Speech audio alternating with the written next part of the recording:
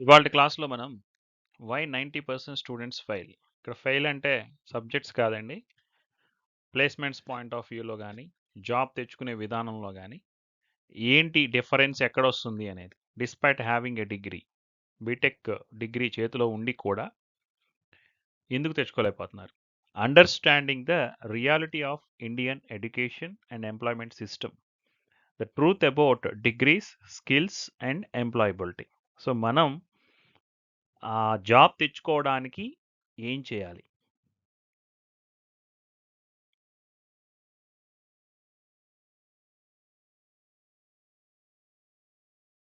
Reality of Indian education system.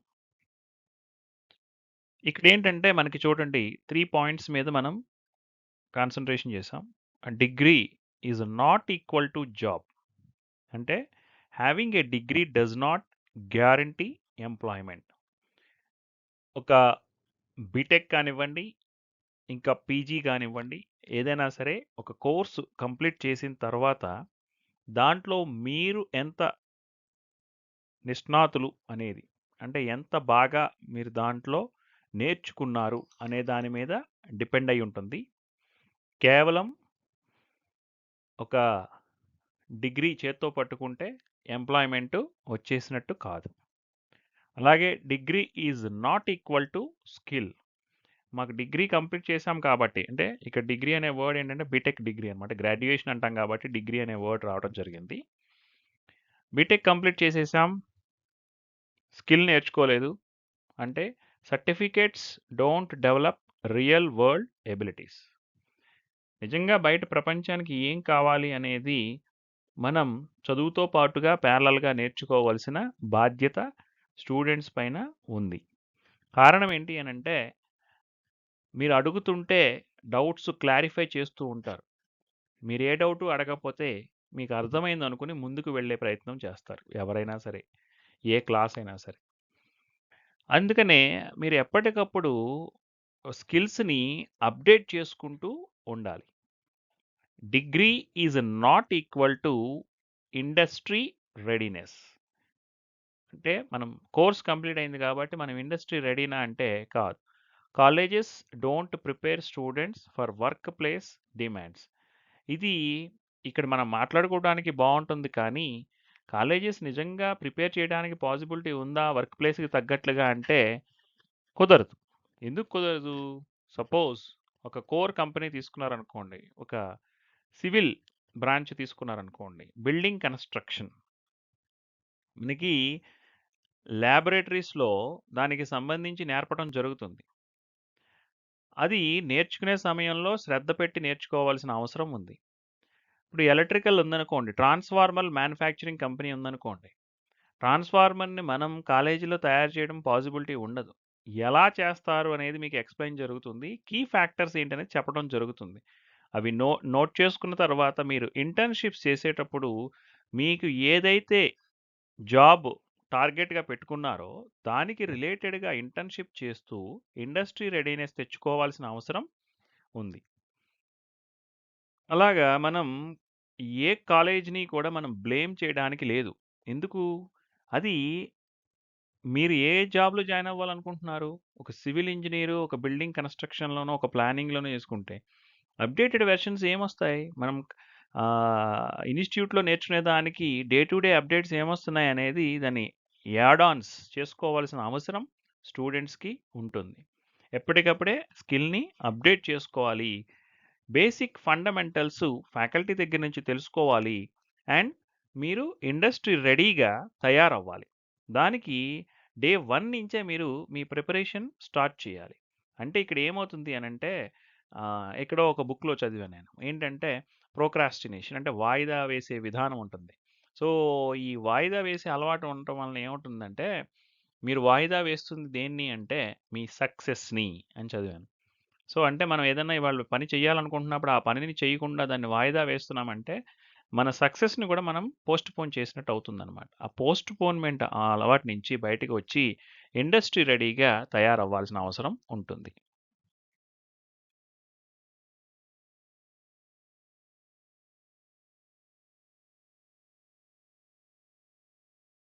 ఇక problem ఏంటి? First problem ఏంటి? False belief about degrees. Students believe degree guarantees job. Reality ఏంటి? Companies hire skills not certificates. అంటే 9 above CGPA ఉన్న వాళ్ళందరికీ పెద్ద jobs వస్తాయా? బాగా హై ప్యాకేజెస్ వస్తాయా అంటే కాదు. స్కిల్స్ కూడా ఉండాలి. Truth degree gives eligibility not employability. అంటే మీరు ఇంటర్వ్యూ రూమ్‌లోకి అడుగు పెట్టడానికి ఏదైతే ఎంట్రీ టికెట్ ఉంటుందో, ఆ ఎంట్రీ టికెట్ కాలేజెస్ ప్రొవైడ్ చేస్తుంది. అది డిగ్రీ అంటున్నారు మీరు. సో, ఆ డిగ్రీ ఏంటి? మీకు ఎలిజిబిలిటీనిస్తుంది. ఎంప్లాయబిలిటీని కాదు. ఎంప్లాయబిలిటీకి రెడీగా మనం ఏవైతే కాలేజీ నుంచి ఆఫర్ చేస్తున్న ఫెసిలిటీస్ ఉన్నాయో వాటిల్ని వాడుకుంటూ మనల్ని మనం ఎంప్లాయబిలిటీకి రెడీ చేసుకోవాలి.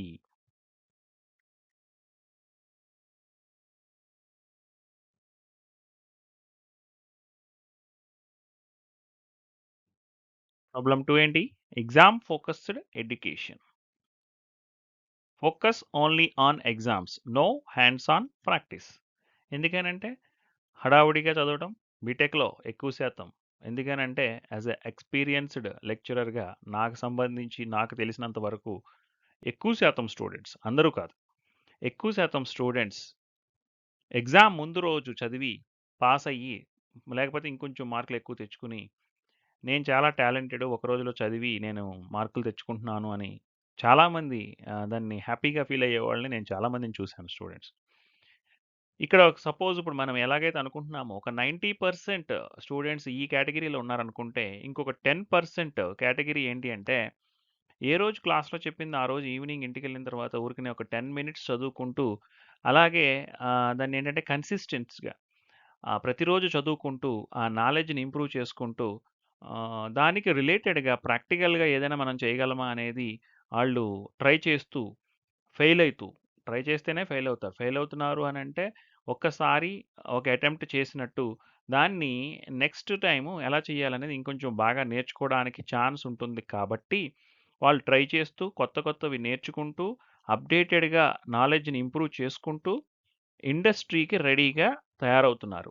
ఎవరు? 10%. కానీ 90% ఆఫ్ ద స్టూడెంట్స్ ఏమంటున్నారు? మేము ముందు రోజు చదివినా కూడా ఎగ్జామ్ పాస్ అవ్వగలిగేంత కెపాసిటీ, కేపబిలిటీ మాకున్నాయని వాళ్ళు చాలా హ్యాపీగా ఫీల్ అవుతున్నారు. దాని ఇంపాక్టు మనం ఇంటర్వ్యూ రూమ్‌లోకి అడుగుపెట్టిన తర్వాత తెలుస్తుంది. దాన్ని అవాయిడ్ చేయడానికి ట్రై చేయండి. Theoretical knowledge without application. So, బుక్స్‌లో ఉన్నది చదువుతున్నారు. ఎగ్జామ్‌కెళ్ళి ఎలాగోలా రాస్తున్నారు. ఇంపార్టెంట్ క్వెషన్స్ అనుకున్నయి రాసుకొని, అవి ఎగ్జామ్‌లో వచ్చిన దానికి ఆన్సర్ చేసి, పాస్ మార్కులో లేకపోతే ఇంకొంచెం మార్కులో తెచ్చుకొని, సర్టిఫికేట్ తీసుకొని చాలనుకుంటున్నారు. అది సరిపోదు. థియరిటికల్ నాలెడ్జ్ ఒక్కటే సరిపోదు. Industry expects problem solving skills. చాలా సందర్భాల్లో ఎస్పెషల్లీ ఈ బీటెక్ చదివే వాళ్ళకి చాలా సందర్భాల్లో మినీ ప్రాజెక్ట్స్, మేజర్ ప్రాజెక్ట్స్ లేకపోతే ఇంకా రిమైనింగ్ ఏదన్నా కల్చరల్ యాక్టివిటీస్ లేకపోతే ఇంకొక ఈవెంట్స్ జరిగినప్పుడు గ్రూప్స్‌గా ఫార్మ్ చేసి వాళ్ళని ఆహ్, టీమ్ వర్క్‌ని బిల్డ్ చేయడం ఎలాగా అనేది వాళ్ళకి నేర్పడం జరుగుతుంది. కానీ ఇక్కడేంటనంటే ఏదో గ్రూప్స్ ఫార్మ్ అయినట్లుగానే ఇంకోటో, ఇంకోటో చేసే విధంగా కాకుండా మీరు ఆ టీమ్ వర్క్‌ని టీమ్ ఎఫర్ట్ ఉంటే అందరం ఎలా విన్ అవుతామనేది బాగా నేర్చుకొని, ఒక సిట్యుయేషన్‌కి మీరెలా రియాక్ట్ అవుతున్నారు అనేది కూడా వాళ్ళు అబ్జర్వ్ చేస్తారండి. ఎందుకనంటే మిమ్మల్ని ఇంటర్వ్యూ చేయడానికి వచ్చేవాళ్ళు ఎవరైతే అక్కడ ఉంటారో, ఆళ్ళు సాదాసీదా మనుషులు కాదు. వాళ్ళు 30, 40 ఇయర్స్ ఎక్స్‌పీరియన్స్ ఉండి, ఒక డిఫరెంట్ ఏరియాస్‌లో వర్క్ చేసి, డిఫరెంట్ కంపెనీస్‌లో వర్క్ చేసి, ఒక మనిషిని చూడగానే వాళ్ళ యాటిట్యూడ్ ఏంటి, వాళ్ళ బిహేవియరల్ ఇదేంటి అనేది అన్ని పర్స్పెక్టివ్స్‌లో వాళ్ళు మిమ్మల్ని బాగా స్టడీ చేసి, దాని మీద ఒక రిపోర్ట్ రెడీ చేసుకుంటారు. దానికి తగ్గట్లుగా మనం ప్రిపేర్ అవ్వాలి.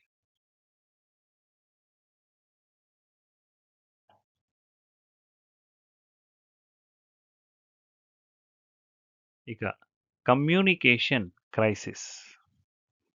యాక్చువల్‌గా కమ్యూనికేషన్ ప్రాబ్లమ్ అని గూడా చెప్పొచ్చు. క్రైసిస్ అనే అంత పెద్ద వర్డ్ ఎందుకు వాడాల్సొచ్చింది అనంటే, ఫియర్ ఆఫ్ ఇంగ్లీష్. లో కాన్ఫిడెన్స్ ఇన్ కమ్యూనికేషన్. యాక్చువల్‌గా మీ అందరికీ కూడా బాగా మాట్లాడగలిగినంత కెపాసిటీ ఉంది. కానీ మనం ఎప్పుడూ కూడా మాట్లాడడానికి ట్రై చేయకపోవటం మూలంగా ఆ పర్టిక్యులర్ ప్రాబ్లమ్ ఏదైతే ఉందో వస్తుంది. ఫియర్ ఆఫ్ ఇంగ్లీష్ అంటే యాక్చువల్‌గా ఇంగ్లీష్ అంటే మీకేం భయం లేదు. ఎందుకనంటే మీలో చాలామంది ఇంగ్లీష్ మీడియంలోనే చదువుకొని వస్తారు. చాలా ఎక్కువ మంది. నౌఏడేస్ గవర్నమెంట్ స్కూల్స్‌లో కూడా ఇంగ్లీష్ మీడియం వెళ్తున్నారు కాబట్టి లో కాన్ఫిడెన్స్ ఇన్ కమ్యూనికేషన్ ఎందుకొస్తుంది అనంటే మనం మాట్లాడకపోవడం వల్ల. Cannot explain projects in interviews. ఇక్కడేమవుతుందంటే ఎప్పుడైనా సరే లాంగ్వేజ్ బ్యారియర్ అని ఎప్పుడైతే మనం ఫీల్ అవుతున్నామో, అక్కడ మనకి లాంగ్వేజ్ బ్యారియర్ అని ఎప్పుడైతే మీరు ఫీల్ అవుతున్నారో, అక్కడ చెప్పదలుచుకున్నది క్లియర్‌గా చెప్పలేకపోతున్నారు. అప్పుడేమవుతుంది కంటెంట్ వాళ్ళకి రీచ్ అవ్వట్లేదు. దానికి ఏం కావాలి? ఏం అక్కర్లేదు. ప్రాజెక్ట్స్ ఆల్రెడీ మీరు ఏవైతే చేశారో, ఆ ప్రాజెక్ట్స్ మీద బాగా ప్రిపేర్ అయ్యి వెళ్ళామనుకోండి, ధనాధన మీరు చెప్పుకుంటా ఎళ్ళిపోవచ్చనమాట ఆన్సర్స్. తరువాత interview performance suffers competence question. ఇక్కడేమవుతుంది అనంటే, ఆహ్, ఇంటర్వ్యూ పెర్ఫార్మన్స్ ఏమవుతుంది అనంటే, పెర్ఫార్మన్స్‌లో ఎందుకు వీక్ అయిపోతున్నారు అనంటే, చాలా నెర్వస్‌గా ఫీల్ అవ్వడం, టెన్షన్ పడడం, జాబ్ వస్తదా? రాదా? అనేది. జాబ్ వస్తదా? రాదా? అని టెన్షన్ పడితే వస్తదా? టెన్షన్ పడితే రాదు. ప్రిపేర్ అయితే వస్తది. సో, దానికి ఏం అడుగుతున్నారు? మనం ఇంతకుముందు వీడియోస్‌లో ఆల్రెడీ చెప్పాం. జాబ్ డిస్క్రిప్షన్ ఏంటి? ఆ కంపెనీ ఏంటి? ఆ కంపెనీ ఎప్పుడు ఎస్టాబ్లిష్ చేశారు? ఎన్ని దేశాల్లో ఉంది? దానికి ఎన్ని బ్రాంచెస్ ఉన్నాయి? వాళ్ళు స్టార్టింగ్ సాలరీ ఎలా ఇస్తున్నారు? లేకపోతే ఆహ్, ఆహ్, కంపెనీలో జాయిన్ అయిన వాళ్ళు ఎన్ని సంవత్సరాలు అక్కడ వర్క్ చేయగలుగుతున్నారు? దాన్ని ప్రొడక్షన్ ఏంటి? లేదా అది ప్రొడక్ట్ బేస్డ్ కంపెనీయా? లేకపోతే ఏంటి? సర్వీసా? లేకపోతే ఎలాంటి దాన్ని ఆఫర్ చేస్తుంది అనేది ఈట్లి మీద మొత్తం స్టడీ చేసుకొని ఎళ్ళామనుకోండి, ఏ క్వెషన్స్ అడగడానికి అంటే మీరు అప్లై చేసిన రోల్‌ని బట్టి క్వెషన్స్ ఉంటాయి.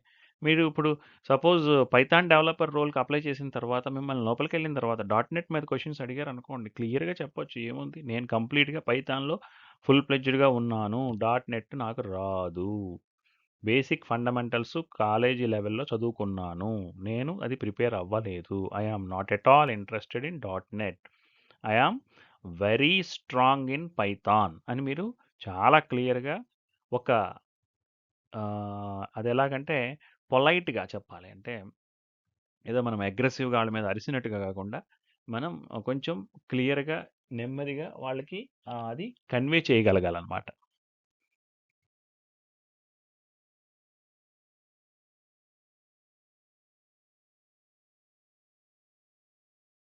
Wrong career path. ఇది నేను చాలా సందర్భాల్లో స్టూడెంట్స్‌కి చాలా సార్లు చెప్పున్నానండి.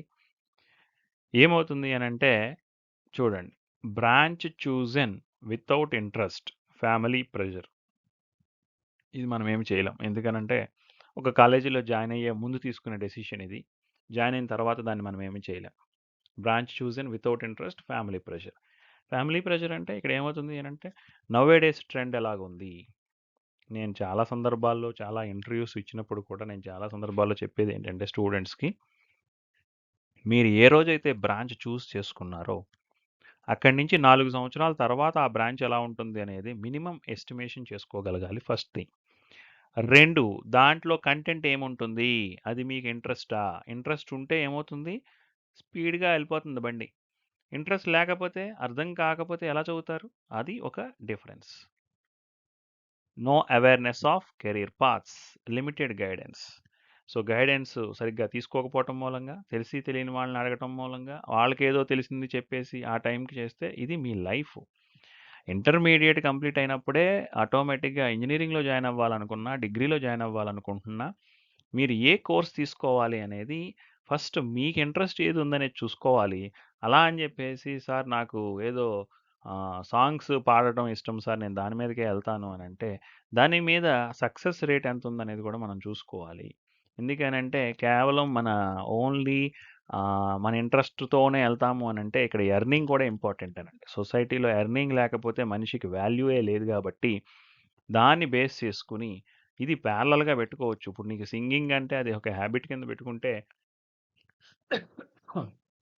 దాన్ని బేస్ చేసుకొని మనం కెరీర్ కింద మార్చుకోవాలి అనంటే అది అన్ని సార్లు సాధ్యం కాకపోవచ్చు. అది అది ఇంకా అదొక సెపరేట్ ఇదండి. దాంట్లోకి మనం వెళ్ళడం కన్నా ఈ గైడెన్స్ అనేది పర్ఫెక్ట్‌గా ప్లాన్ చేసుకోవాలి మీరు. Late realisation in final year. Too late to change. ఒక బ్రాంచ్ ఇష్టం లేదు. ఎట్లాగొట్లా చదివావు. సీజీపీఏ తెచ్చుకున్నావు. కానీ ప్రాక్టికల్ నాలెడ్జ్ లేదు. ఓన్లీ థియరిటికల్‌గా సీజీపీఏలు మాత్రమే తెచ్చుకున్నావు.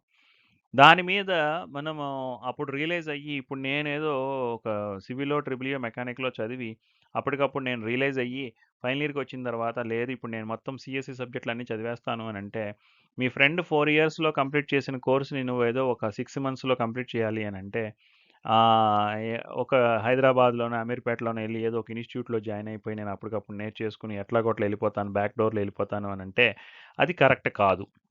కరెక్ట్ కాదు. ఎందుకనంటే మనం ఎప్పుడూ గూడా slow and steady wins the race. మీరు ఆ 4 సంవత్సరాలని చక్కగా డిజైన్ చేసుకుంటూ, ఈ టైంకి ఇది కంప్లీట్ చేయాలి అనేది ఒకటి పెట్టుకుంటూ, కోర్స్ వైస్‌గా, ఆ సబ్జెక్ట్ వైస్‌గా కంప్లీట్ చేసుకుంటూ వెళ్తే, అప్పుడు మనం దాన్ని రీచ్ అవ్వగలుగుతాం గానీ, ఇది ఓవర్ నైట్‌లో చదివి బీటెక్ సబ్జెక్ట్ పాస్ అయినంత ఈజీగా కెరీర్‌లో పాస్ అవ్వటం కుదరదండి. దయచేసి ఈ బీటెక్ స్టూడెంట్స్ ఎవరైతే ఉంటున్నారో వాళ్ళందరూ దీన్ని గమనించాలి.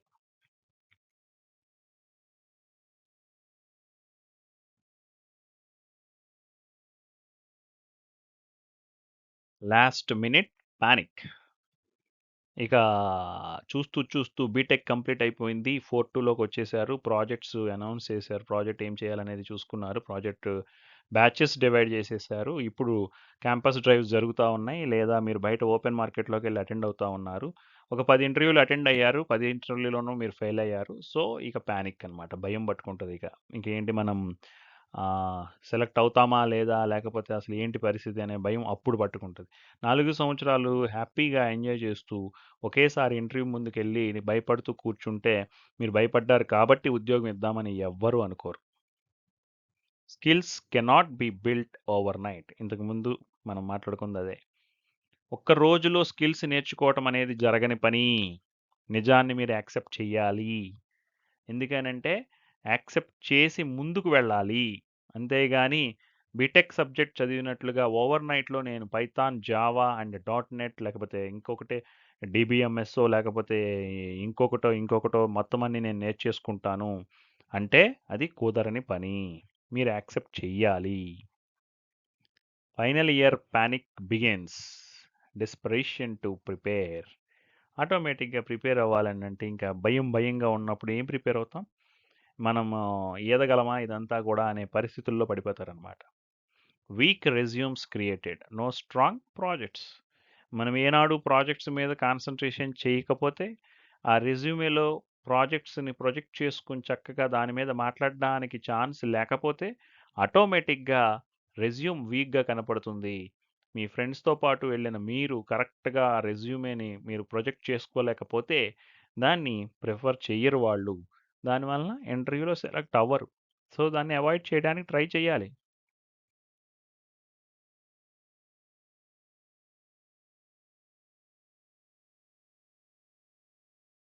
Passive attitude. Students expect college to do everything. ఇది కష్టమైన పనండి. ఒక కాలేజీలో 500 మంది ఉండొచ్చు. ఒక కాలేజీలో 1000 మంది ఉండొచ్చు. ఇంకో కాలేజీలో 5000 మంది ఉండొచ్చు. ఇంకొక కాలేజీలో 10,000 మంది ఉండొచ్చు.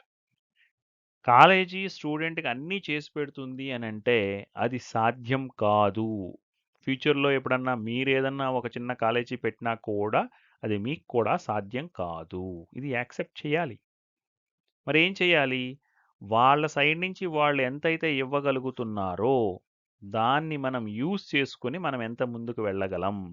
లేదా ఈ పాయింట్‌లో కాలేజీ నుంచి మాకొక హెల్ప్ కావాలి అని మీరు అడిగి, ఆ హెల్ప్ తీసుకొని ఫ్యాకల్టీ దగ్గర నుంచి గానీ, ఇంకా హెచ్ఓడీస్ దగ్గర నుంచి గానీ, ఇంకెక్కడి నుంచైనా సరే మీకు హెల్ప్ తీసుకొని ముందుకెళ్ళే ప్రయత్నం చేస్తే ఉపయోగమే తప్ప, మనం బ్లేమ్ చేస్తూ కూర్చుంటే ఏ మనిషినైనా సరే మనం బ్లేమ్ చేస్తూ కూర్చుంటే ముందుకు వెళ్ళడం కష్టం. అది ఏమవుతుందంటే నెగెటివ్ యాటిట్యూడ్ అనేది మైండ్‌లో పెరిగిపోతూ ఉంటుంది. కొన్ని సంవత్సరాల తర్వాత మీరెలాగా మైండ్ సెట్ ఉంటుంది అనంటే, ఏ ప్రాబ్లమ్ వచ్చినా దానికి ఎవరినో ఒకళ్ళని బాధ్యుల్ని చేసి, మీరు తప్పుకునే ప్రయత్నం చేస్తే, అది ఇబ్బందికరంగా మారుతుంది. మంచిది కాదు. Placements need self effort, own responsibility. ఇప్పుడు ప్రజెంట్ సిచ్యువేషన్ ఏంటి అని అంటే, ఇంటర్వ్యూకి వెళ్ళేటప్పుడు ఆ డ్రెస్ సెన్స్ కూడా ఇంపార్టెంట్. డ్రెస్ సెన్స్ కూడా కాదు, డ్రెస్ సెన్స్ చాలా ఇంపార్టెంట్. రెజ్యూమే తీసుకుని వెళ్ళవలసి వస్తే, సర్టిఫికెట్స్ తీసుకుని వెళ్ళవలసి వస్తే, అవన్నీ కలిపి ఒక చిన్న ఫైల్‌లో పెట్టుకుని వెళ్ళాలి అనేది కూడా ఫాలో అవ్వని పరిస్థితి. అండ్ బీటెక్ ఎగ్జామ్స్ రాసేటప్పుడు మన pencil, pen, eraser, sharpener, scale తీసుకుని వెళ్ళాలి అంటే, దాన్నేదో చిన్నతనంగా ఫీల్ అయ్యే పరిస్థితి. ఒక ఇంటర్వ్యూకి వెళ్తూ ఒక ఎగ్జిక్యూటివ్ ఫైల్ లాగా చక్కగా పెట్టుకుని, దాంట్లో సర్టిఫికేట్స్ పెట్టుకుని, 2 కాపీలు రెజ్యూమ్ పెట్టుకుని, 2 పాస్‌పోర్ట్ సైజ్ ఫోటోలు తీసుకుని, ఒక PAN card, Aadhaar card, passport, MNC కంపెనీలకెళ్తే passport mandatory, PAN card mandatory. వీటిలన్నిటిని మనం అక్కడ ప్రెజెంట్ చేయగలుగుతున్నామా? తీసుకెళ్ళి ఇవ్వగలుగుతున్నామా? అనేది చూసుకోవాలి. లోపలికి వెళ్ళేటప్పుడు మీరు ఎంటర్ అయ్యేటప్పుడు మీరు వెళ్ళే పద్ధతి, మీ డ్రెస్సింగ్ స్టైలు, మీరు సర్టిఫికేట్స్‌ని హోల్డ్ చేసే పద్ధతి, వెళ్ళిన తర్వాత మీరు మాట్లాడే పద్ధతి, మీరు కూర్చునే పద్ధతి, వీటిలన్నిటిని కూడా వాళ్ళు చాలా డీప్‌గా అబ్జర్వ్ చేస్తూ, ఆటిలన్నిటిని కన్సిడర్ చేసి మాత్రమే మీకు జాబ్ ఇస్తారు తప్ప, మీరేదో నేనేదో మా ఊళ్ళో బాగా చెప్తాను మాటలంటే, అక్కడ మాటలను బేస్ చేసుకునో, లేకపోతే నేను చూడడానికి చాలా హైటు, పర్సనాలిటీ బావుంటదనో, అందంగా ఉంటాననో, ఇలాంటి వాటిల్ని కన్సిడర్ చేసి జాబులివ్వటం కుదరని పని. ఆ కంపెనీకి ఏం కావాలి స్కిల్లు, ఆ స్కిల్స్ మీ దగ్గర ఉంటే కళ్ళకద్దుకుని తీసుకుంటారు మిమ్మల్ని. అది మనకి బాగా ఉండాలి. సెల్ఫ్ ఎఫర్ట్ ఉండాలి. College is only a platform. You must build yourself. A college అయినా అండి, ఏ యూనివర్సిటీ అయినా, ఏ కాలేజీ అయినా, ఎక్కడైనా సరే, ఎడ్యుకేషనల్ ఇన్‌స్టిట్యూషన్స్ అనేవేంటి అనంటే, మీకొక ప్లాట్‌ఫార్మ్‌ని క్రియేట్ చేసి, మీకొక సర్టిఫికేట్‌ని చేతిలో పెట్టి, నువ్వు ఈ సబ్జెక్ట్‌లు చదివావు అని సర్టిఫై చేసి పంపించే ప్లాట్‌ఫార్మ్స్. అంతే తప్ప, నువ్వు ఇక్కడ చదివావు కాబట్టి, నీకిక్కడ డెఫినెట్‌గా జాబ్ చేతిలో పెట్టి పంపించాలి అనంటే, నీ స్కిల్ ఉంటేనే కంపెనీ వాడు తీసుకుంటాడు. సరే అనుకుందాం. ఎక్స్‌వైజెడ్ కాలేజ్ అనుకుందాం సపోజ్. ఈ ఎక్స్‌వైజెడ్ అనే కాలేజీకి ఒక 10 సాఫ్ట్‌వేర్‌ల కంపెనీలున్నాయనుకుందాం కొంచెం సేపు. ఇప్పుడు ఈ 10 సాఫ్ట్‌వేర్ కంపెనీలున్నాయి కాబట్టి, సీఎస్‌సి అండ్ రిలేటెడ్ బ్రాంచెస్‌లో ఉన్న స్టూడెంట్స్ అందరినీ కూడా 100% ప్లేస్‌మెంట్ అని చెప్పి తీసుకెళ్ళి, ఆ కంపెనీస్ కాలేజీవే కాబట్టి పెట్టుకున్నారనుకుందాం. వీళ్ళు పని చేయట్లేదక్కడ. పని చేయడానికి పని రాదు. ఆ కంపెనీకి రిక్వైర్డ్ స్కిల్స్ వీళ్ళ దగ్గర లేవు. ఎంతకాలం వాళ్ళని ఆ జాబ్‌లో కంటిన్యూ చేస్తారు? మీకు మీరుగా ప్రాక్టికల్‌గా ఉన్న ప్రాబ్లమ్స్ ఏంటి అనేది తెలుసుకోవాలి.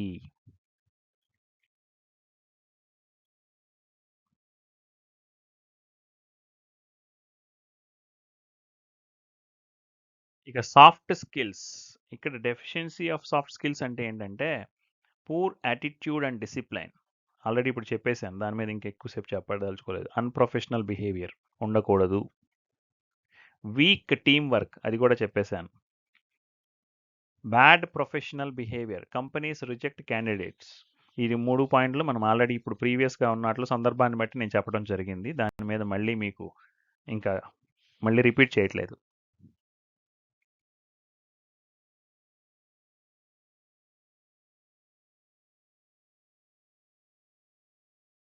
Wasted time and energy.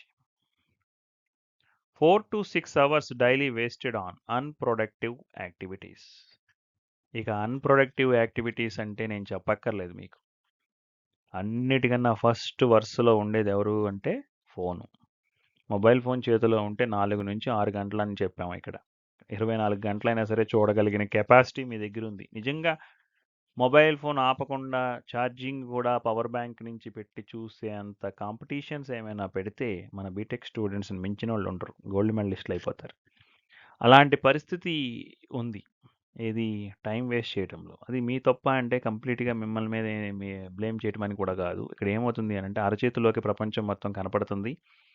Internet ఎంత కావాలంటే అంత ఇస్తున్నారు.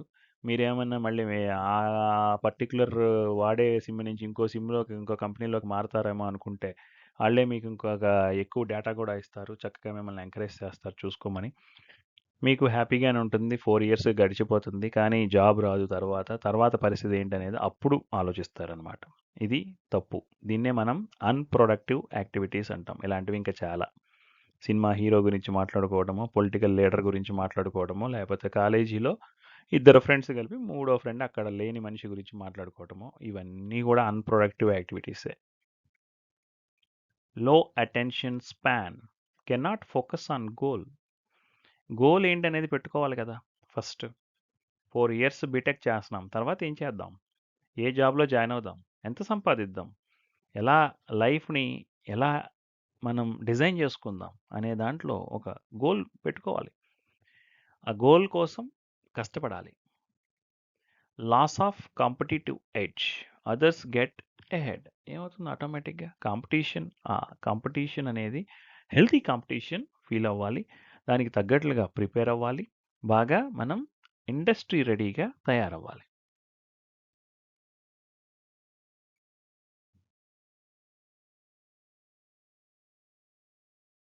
ఇక సొల్యూషన్ ఏంటి? ఇప్పటిదాకా ఇది ప్రాబ్లమ్, అది ప్రాబ్లమ్ అనుకున్నాం గదా! మరి సొల్యూషన్ ఏంటి ఇట్లన్నిటిని అవాయిడ్ చేయడానికి? Start early. Start early. Begin skill development from day 1 of college. ఇది ఫస్ట్ ఇయర్‌లో ఎవరైతే జాయిన్ అవుతున్నారో వాళ్ళందరూ కూడా ఇది తెలుసుకుంటే చాలా చాలా బావుంటుంది. Build skills. ఎలాగా? Focus on practical and in demand technical skills. తర్వాత improve communication. Develop English and presentation skills. Take responsibility. Own your growth journey. Don't wait for college.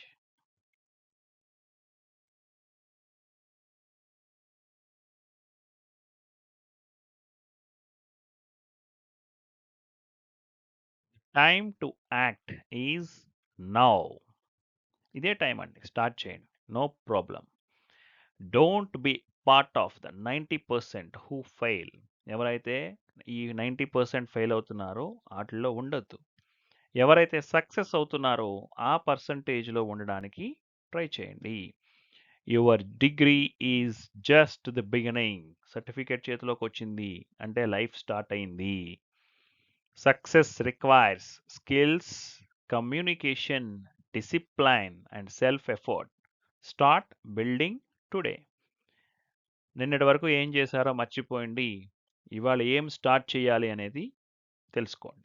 దానికి తగ్గట్లుగా మీ లైఫ్‌ని మీరు డిజైన్ చేసుకోండి. All the best. Thank you.